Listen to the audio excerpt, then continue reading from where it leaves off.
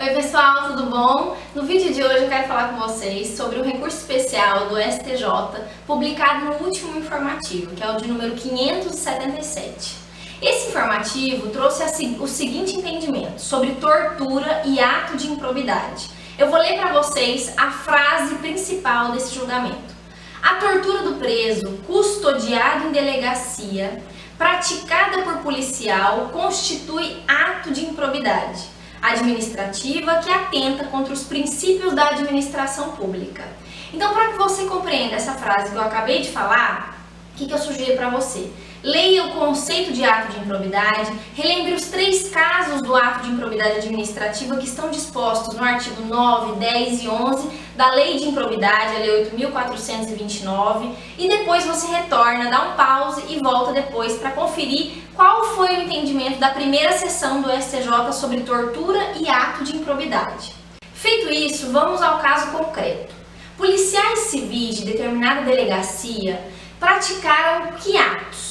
Espancamentos, asfixias e graves ameaças aos presos daquela localidade para que estes confessassem a prática de crimes. E esses atos praticados por policiais foram, ao final de um processo, classificados como tortura. A grande questão desse processo seria, aqui que chegou na primeira sessão do STJ, tortura, além de ser um ilícito civil, um ato que pode ser punido no âmbito disciplinar dentro da própria administração pública a estes servidores, além de ser um crime, ele também pode ser considerado um ato de improbidade administrativa. Foi isso que a primeira sessão do STJ analisou nesse informativo 577 e afirmou: sim, o ato de tortura, além de um ilícito civil, disciplinar, penal, ele também é um ato de improbidade administrativa. E você que já leu a Lei de Improbidade Administrativa, principalmente o artigo 1º, pode estar se questionando: como é que um ato praticado contra um particular, já que a gente está falando de asfixia, de espancamentos, contra um particular, pode ser classificado um ato de improbidade que, de acordo com o artigo 1º caput da Lei de Improbidade Administrativa, este ato, para ser improbidade, tem que ser contra a administração pública. Então você pensaria, não pode ser tortura um ato de improbidade, porque qual seria a lesão da administração pública nesse ato de tortura que violou a integridade física e moral de um particular? O STJ tem 3 justificativas para dizer que sim, além de ser um ato que violou a integridade física e moral de um particular, este ato violou o interesse público, ele violou também interesses da própria administração pública. E é isso a minha função aqui nesse vídeo, de passar de forma bem resumida esses 3 apontamentos feitos dentro desse voto do informativo do STJ. 3 artigos você vai escrever: artigo 144 da Constituição Federal, artigo 11 da Lei da Improbidade Administrativa e o artigo 37, parágrafo 6º da Constituição Federal.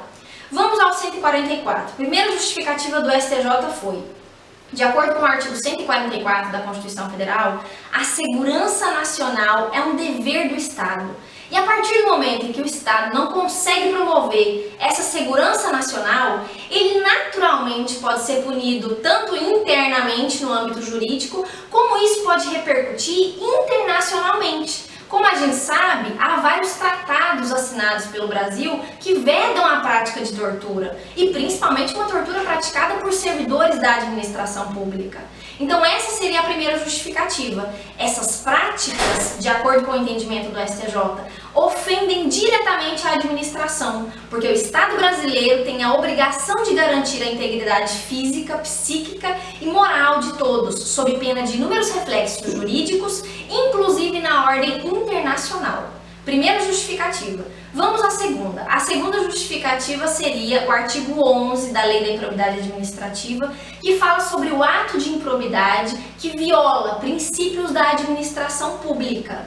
E dentro desse caput do artigo 11 da Lei de Improbidade, diz que configura improbidade que atenta contra os princípios da administração qualquer ação ou omissão que viole os deveres de lealdade às instituições. E esses servidores, ao praticarem o ato de tortura, violaram essa lealdade, fazendo com que o que acontecesse como consequência? Com que a imagem da administração pública, bem como a atribuição de seus entes, fosse violada.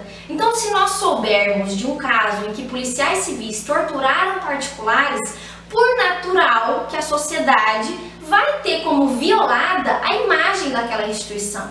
Então, de forma indireta, a administração foi ofendida por esse ato de tortura. Terceira justificativa do STJ.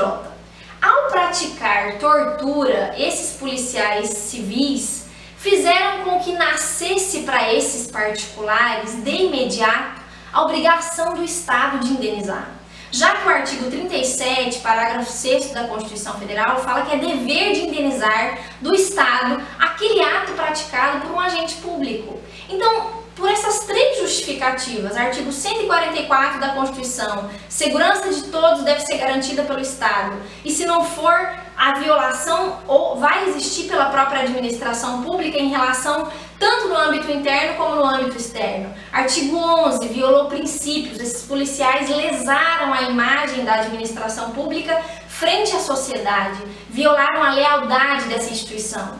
E número 3, gerou um direito de indenizar pela própria administração pública em relação a esses particulares que sofreram esse ato de tortura praticado por esses servidores.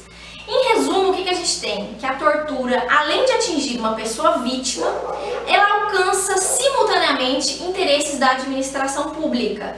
E isso por quê? Porque o ato ímprobo, de acordo com o STJ, muitas vezes se caracteriza como um fenômeno pluriofensivo, que ofende mais de um bem jurídico. E neste caso, a tortura ofendeu tanto o bem jurídico de uma pessoa, como o bem jurídico da própria administração pública. Então, por isso a tortura foi caracterizada, além daqueles que a gente já falou, ilícito civil, criminal, um dever disciplinar que foi violado, ela também foi caracterizada como um ato de improbidade. Então, lembrem-se disso para a sua prova, que eu estou apostando nesse julgamento para as próximas provas, principalmente porque foi julgado pela primeira sessão do STJ e é recente, tá? Então é isso, gente. Espero que vocês tenham compreendido esse julgamento, que ele não é difícil, mas se você não for dividindo em cada justificativa, ele pode ficar um pouco complexo de ser compreendido. Espero vocês na próxima semana. Bons estudos a todos. Tchau!